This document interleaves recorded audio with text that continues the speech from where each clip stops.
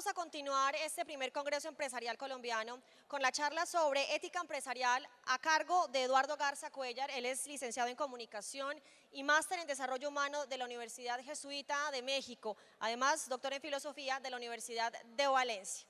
Señor Garza, adelante. Bien, pues me toca en suerte esa reflexión inicial después del almuerzo.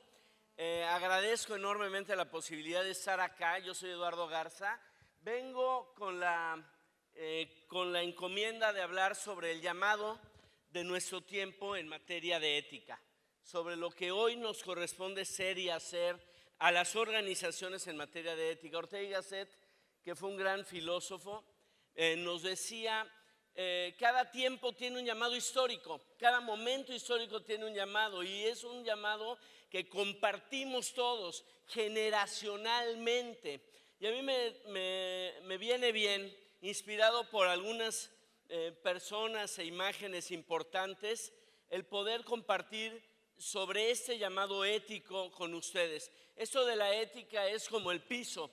Mientras cuentas con él no te das cuenta de lo relevante que es, pero cuando empieza a no funcionar, empiezas también a darte cuenta de lo importante que es contribuir a la generación de cimientos sólidos para las nuevas generaciones, para la acción empresarial, para todo lo que nos es importante. De esto va la cosa, y yo quiero decirles que una manera como se me ocurría poder iniciar esta reflexión es precisamente pensando en cómo es que la ética se hace presente en nuestras vidas, por así decirlo, más allá de cualquier opción teórica que nosotros nos pudiéramos imponer.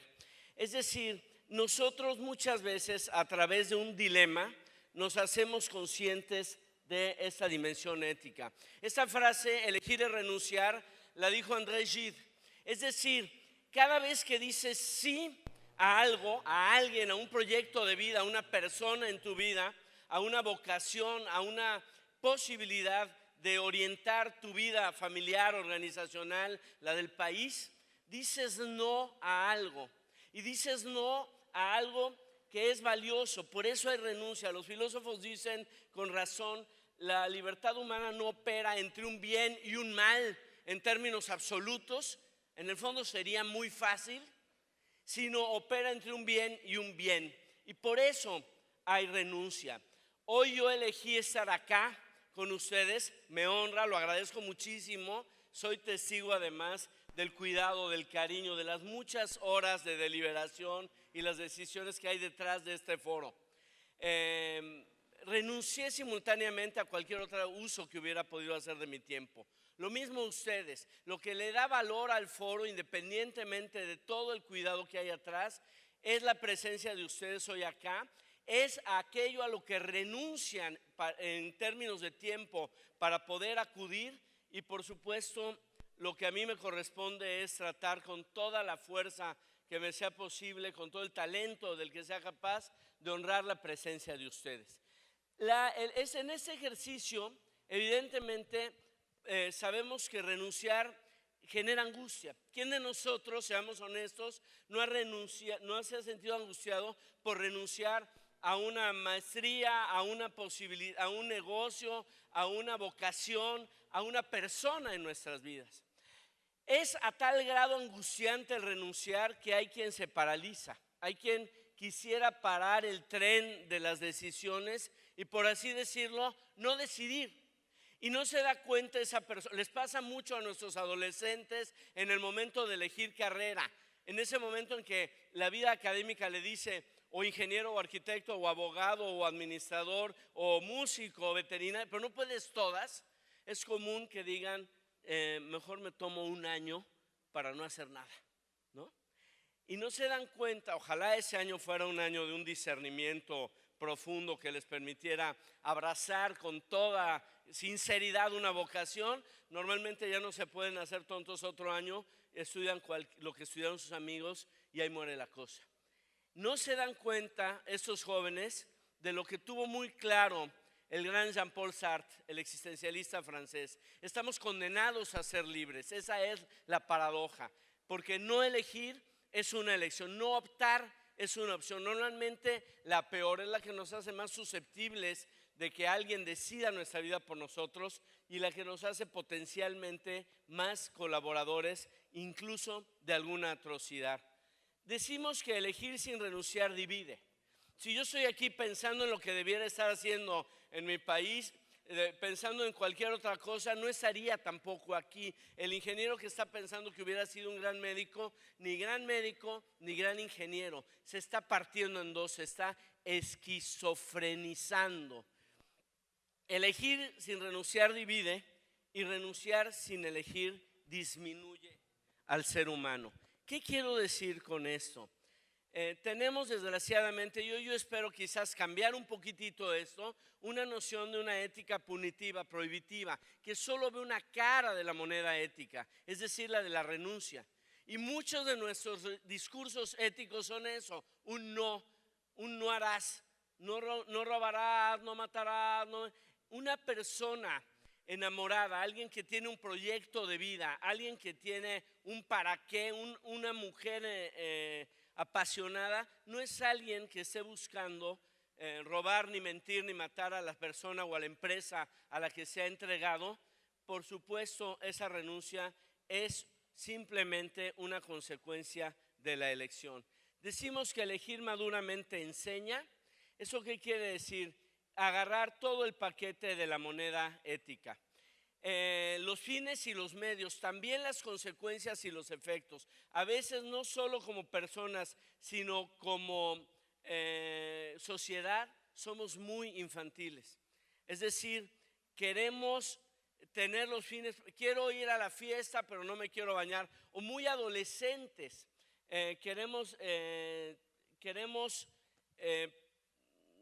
irnos de fiesta hasta las 4 de la mañana y al otro día estar lúcidos en nuestro examen, no pagar las consecuencias. Una tercera opción es precisamente el justificar los fines por los medios, por los fines que buscamos, y solo una mente responsable, de ahí la palabra responsabilidad, responder por todo lo que nos atañe, es capaz de dar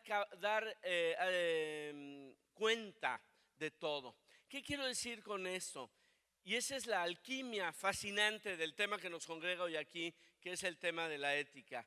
Hoy nos vamos dando cuenta y nos daremos que una persona pudiera incluso equivocarse, pero si asume las consecuencias de su equivocación, de lo que a los ojos de todos puede ser terrible, en esa medida es una persona que puede aprender. Como dice el Dalai Lama, cuando pierdas no pierdas la lección, y esto es bellísimo.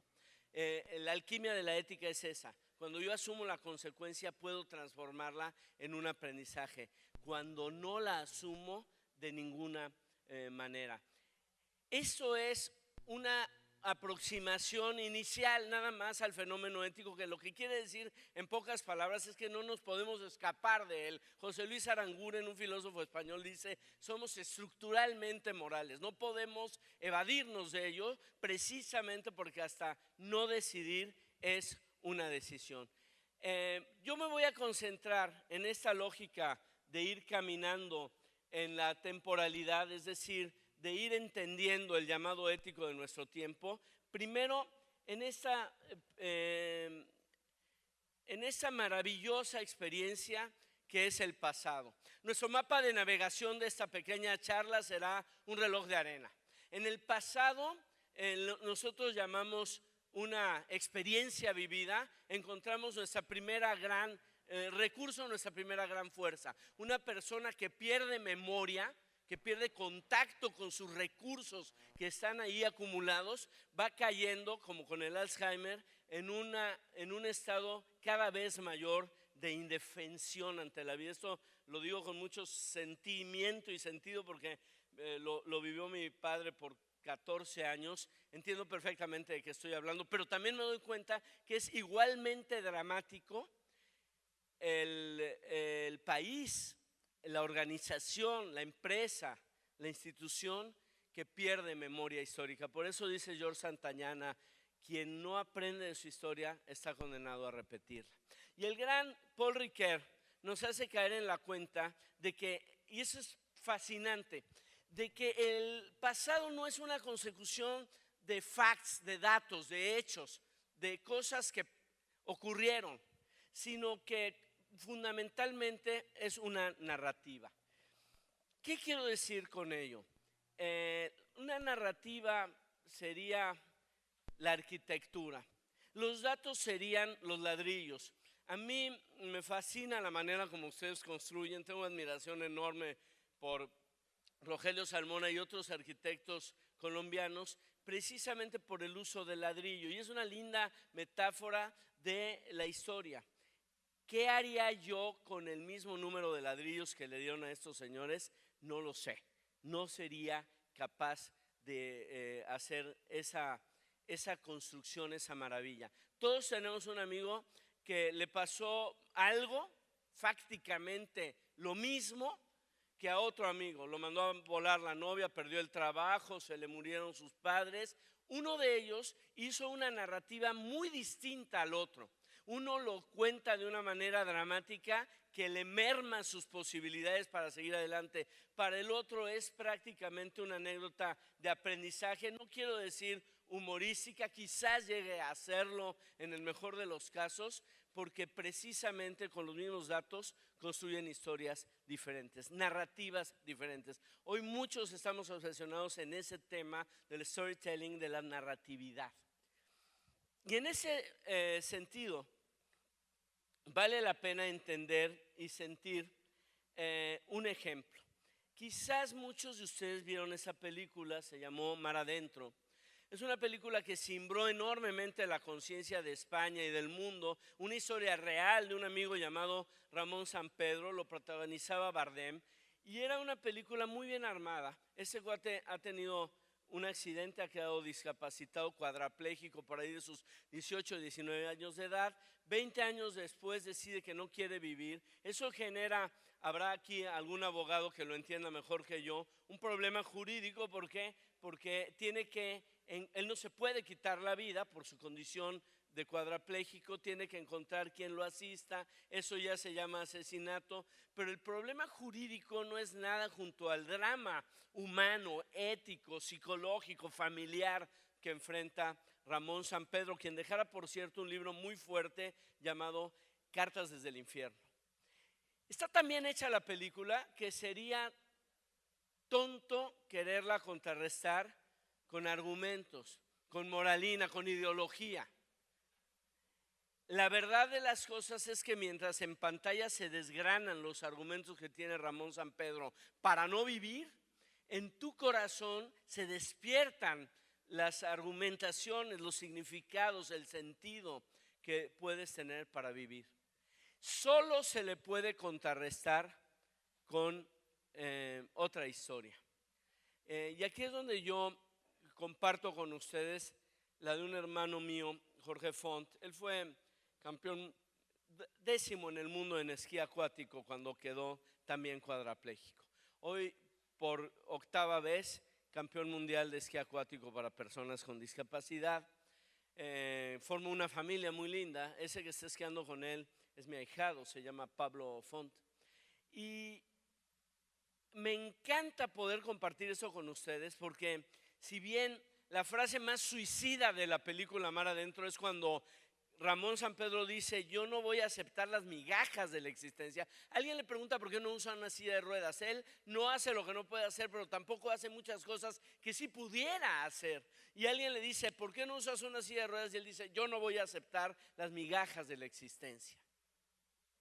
Con esas mismas migajas, mi hermano Jorge Font hace banquetes en los que benditamente he participado y de los que me siento muy orgulloso. Me hacen pensar estas dos personas que la vida se puede asumir como un regalo, como un don o como un reclamo. De hecho, ese es el argumento de la película.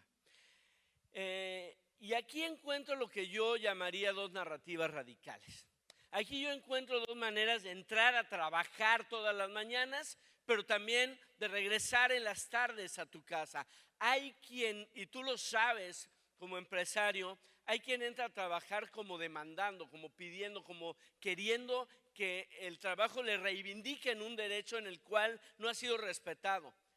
Hay quien entra entendiendo que puede expresar allí una vocación y agradecido. Hay quien regresa a su casa diciendo todas las tardes: me deben, algo está mal, levantando una ceja, tratando de hacer las cosas diferentes de como estaban. Qué maravilloso podría ser llegar yo a mi casa para decir gracias. Me conmueve el que alguien como tú haya querido un día y haya decidido un día y haya creído un día que lo mejor que podía hacer con su existencia fuera compartirla conmigo, y voy a hacer todo lo que esté de mi lado para seguir mereciendo esa gratuidad de tu opción, de tu libertad. Gracias. Dos narrativas radicalmente distintas. Esta es la manera como podemos enfrentar el pasado. Cuando yo oigo la historia de Jorge Font, me doy cuenta de que hay personas, y yo creo que ese es el llamado de nuestro tiempo, y me atrevo a decir fraternalmente que es un llamado muy importante el día de hoy en este país, como lo es por supuesto también en el mío. A veces nos toca deconstruir narrativas para reconstruir nuevas maneras de. Si en tu historia personal, fíjate lo que voy a decir, hay una escena que duela o que avergüence, una que incomode, de esas que todos hubiéramos querido editar en la película de nuestra vida, y a veces la logramos y las olvidamos por un tiempo, pero luego vienen otros acontecimientos que nos las hacen despertar, y esa manera como contamos nuestra propia historia, esa narrativa duele. Pues te tengo una buena noticia: ya te valió todo el encuentro esta noticia. Se puede deconstruir y reconstruir, o como dicen nuestros amigos de terapia narrativa, me fascina la frase: nunca es tarde para tener una infancia feliz. Esa pieza dolorosa, difícil de acomodar en la historia de una organización, de un país, de una persona, de una familia, puede convertirse en algo verdaderamente fundamental. En muchos sentidos, yo hoy me siento de veras agradecido, honradísimo. Me fascina simplemente pensar la serie de buenas voluntades, de circunstancias que me permiten estar hoy acá. Le agradezco enormemente a mi supercuate Fernando Jaramillo, a quien me haya traído, porque yo siento hoy la posibilidad, el privilegio de poder reflejar o regresar a Colombia, que en un momento dado de mi historia, ni cuenta me di, se convirtió en un segundo país para mí, entrañable, queridísimo, en el que paso benditamente mucho tiempo, en el que me encuentro cada vez con más amigos. Pues hoy la vida me da la oportunidad de regresar algo de lo mucho que yo he aprendido acá. Esa presentación tiene un nivel de riesgo. Todo lo que hacemos tiene un nivel de riesgo. Una persona vital es una persona arriesgada. Un emprendedor es alguien que sabe tomar riesgos. Si no pudiera tomar riesgos, no hubiera jamás emprendido. Emprender supone tomar el riesgo de fracasar. No hacerlo supone fracasar. Bailar supone tomar el riesgo de que se den cuenta que uno es mexicano y que su coordinación motriz es nula y que no gateó de chiquito. Pero no bailar es perderse de la fiesta de la vida. Amar supone tomar el riesgo de ser rechazado. No hacerlo supone darse por antemano por rechazado. Me atrevo a decirles, vivir supone tomar el riesgo de morir, pero no hacerlo supone declararse muerto antes de que el jefe lo mande llamar a uno. Y eso sí, no se vale. Tenemos una deuda con la vitalidad. No pierdan tiempo en cuidarse. La vida es bello peligro. Del peligro del amor, mi madre tuvo 5 hijos. Si ella se hubiese cuidado de mi padre y su fervor, a la reunión de esta tarde le faltaría expositor. Es importantísimo el riesgo. Y ese es el máximo que yo voy a tomar aquí. Voy a reflejar una historia que aprendí de ustedes. Y voy a también a honrar que se entienda, no una visión política, sino humana. Yo lo aprendí de ustedes. Yo supe quién era esa gran persona a partir de ustedes. Hombres que desgraciadamente perdieron la vida en un daño evitable, un sufrimiento que se pudo haber evitado. Y a mí me conmueve que pasando muchos años, tengo el privilegio de conocer a algunos de sus hijos. Pasando unos años atrás, y esto me lo contaron ellos, de quien menos esperaban, que era precisamente este hombre que se había tenido que cambiar el nombre y que había ido a Argentina y que había estudiado 2 carreras y que había tenido una vida singular y muy complicada, les escribiera una carta que quizás debiera estar en todos los libros de historia latinoamericana.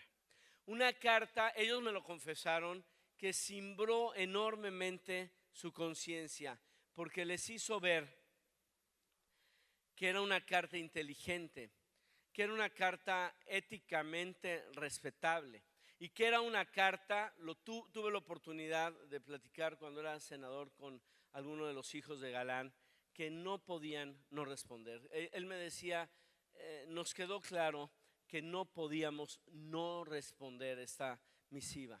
Era algo 20 años después que era verdaderamente conmovedor, verdaderamente singular, verdaderamente importante. Y como un gesto humano, simplemente como un gesto humano, a mí que además tuvieron el talento ustedes de reflejar de alguna manera en algo que a nosotros allá en México nos conmovió hondísimamente y nos da lecciones muy oportunas de historia y de vida, en un documental en el que en tiempo real se logró documentar la manera en que Rodrigo Lara, hijo, se encontraba precisamente con, imagínate lo que estoy hablando, con el hijo del hombre que le había quitado la vida a su padre. Es verdaderamente digno. La carta pues me pareció un gesto que había que responder, y porque creo que él hizo el acercamiento y lo hizo con mucha sinceridad, que es una carta inteligente, es una carta bien escrita, es una carta donde una persona está hablando con su corazón.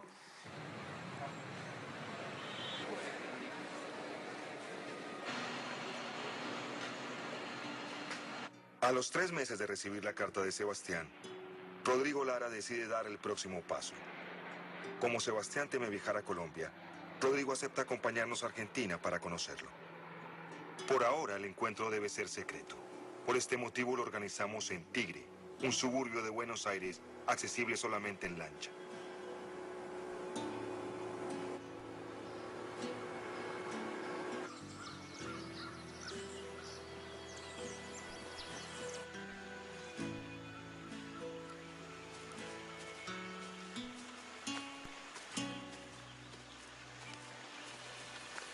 ¿Qué hubo? Muy bien, Rodrigo, ¿cómo estás?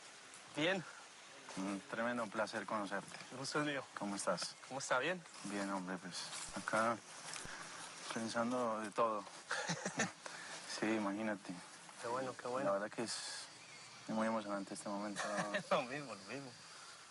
Sí, yo tenía ganas de conocerlo. Y hombre, pues me alegra mucho poderlo saludar. Y no me hables de usted, que estamos muy jóvenes todavía.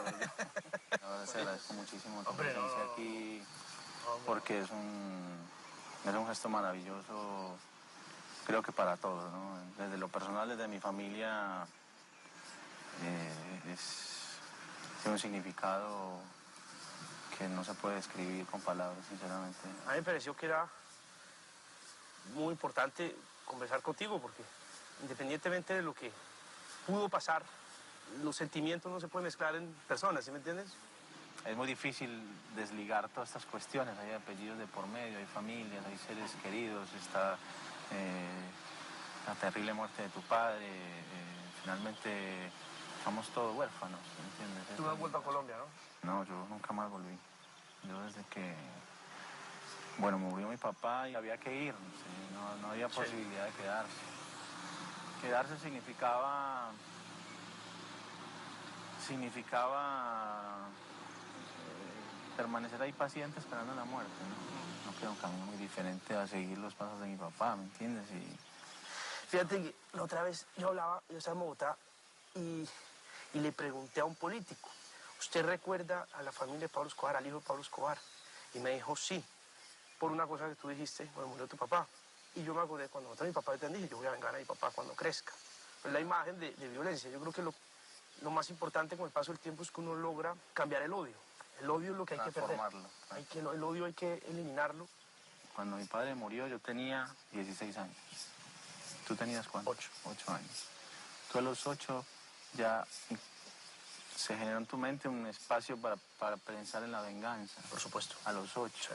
Desde tu Sí. natural reacción. Claro, sí ante reaccionamos ese evento. todos los seres humanos. Y por eso es que muchas veces la mentalidad criminal piensa que hay que matar al enemigo y hay que matar también a su heredero. Esto es muy importante, que nosotros nos reunamos, porque es decirle a mucha gente, miren, No podemos continuar con esta ola de rencor porque si no vamos a seguir en la misma. mierda, sí, seguimos en la misma, sí. Pasado es duro, pero lo importante es que miremos para adelante. Por eso. Usted es un hombre bueno, usted es un hombre de paz, yo soy un hombre bueno, soy un hombre de paz. Eso es para adelante, hermano. Hombre, la verdad que un placer, hombre, Rodrigo. El gusto es mío. Hombre, un placer, la verdad. Entenderán que estas son cosas que nos conmueven, que nos impresionan, pero al mismo tiempo que nos habilitan para la esperanza. Y esto es fundamental. Un pasado bien resuelto es uno que ya no nos duele, uno que ya no vamos cargando como si pudiéramos cambiarlo y que nos habilita para este segundo momento fascinante en nuestras vidas, que es precisamente el futuro, el horizonte de expectativas. Si algo nutre nuestra vitalidad es el futuro. Platiquen con un niño, dense cuenta de ello. Un niño, le preguntas cómo te ves en 10 años y le brillan los ojos. Porque te dice, me gustaría estar casado con tal persona, viajar a tal lugar, ser misionero en África, tener tal coche, en fin, se dice cosas que comparte con sus amigos, que le permiten levantarse de la cama y que forman parte de su esperanza y de su mente y de su vida. Lo doloroso es cuando le dices lo mismo a un cuarentón, cincuentón, ¿no? No quiero ofender, pero podía haber sesentones, ¿no? O septagenarios.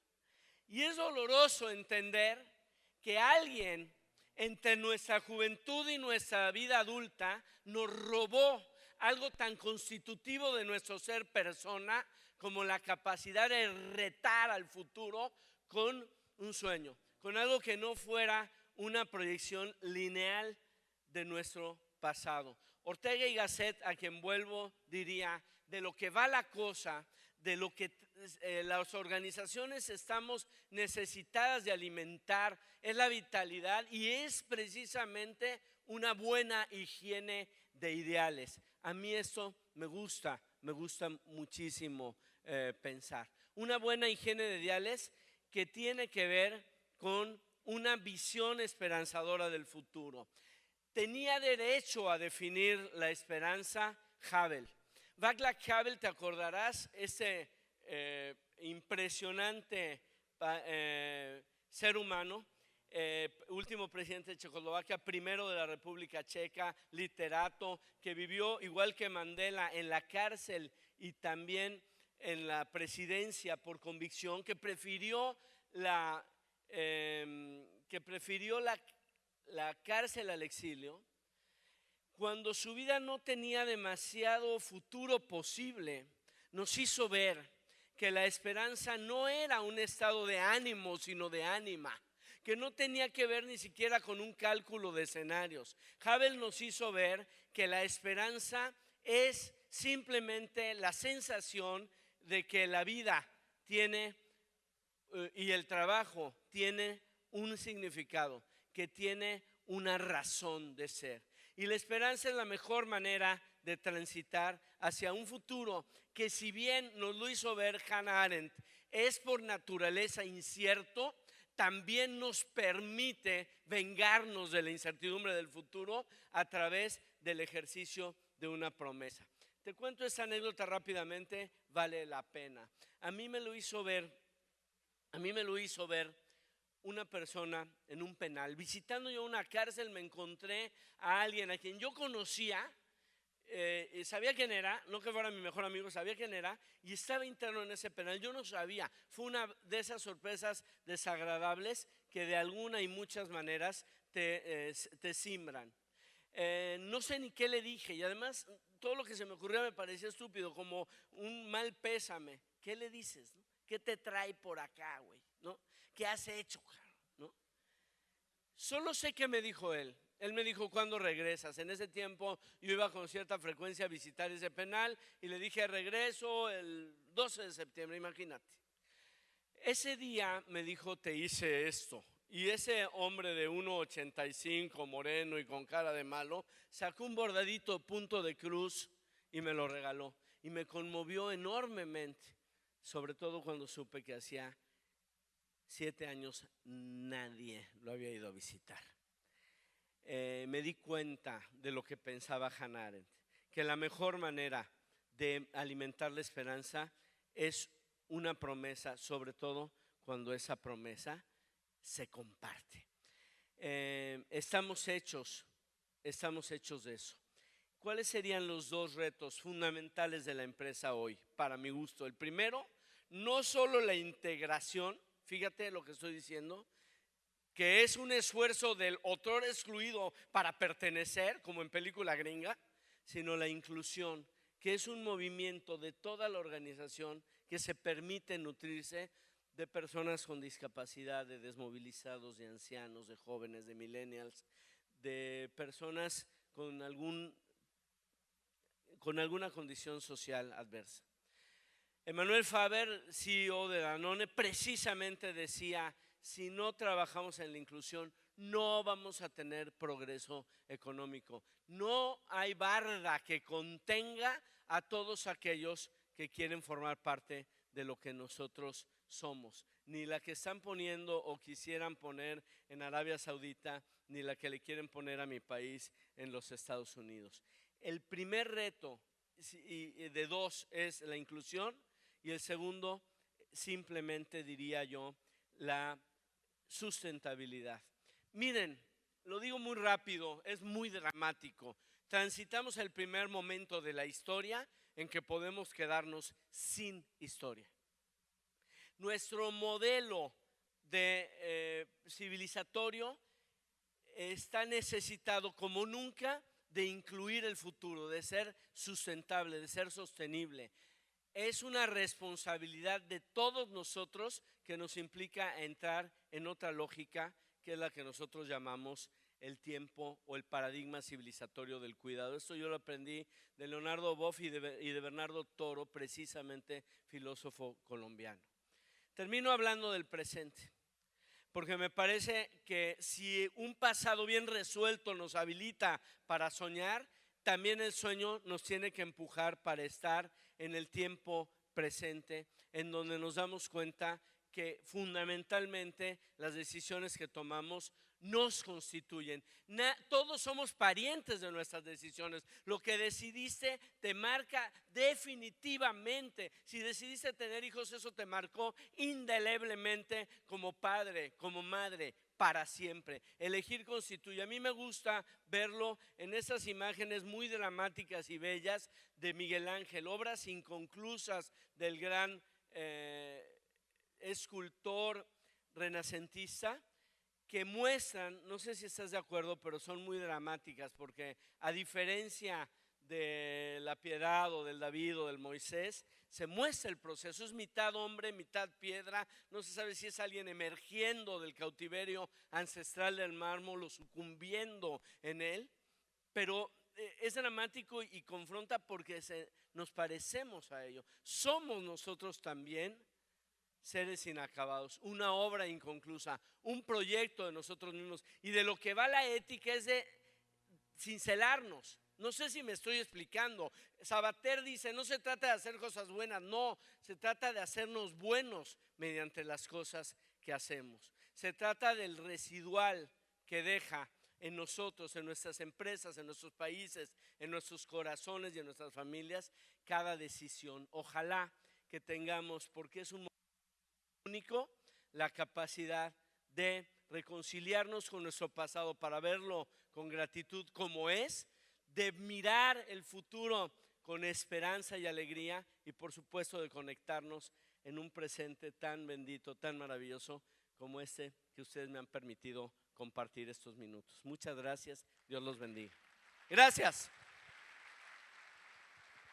Muchas gracias.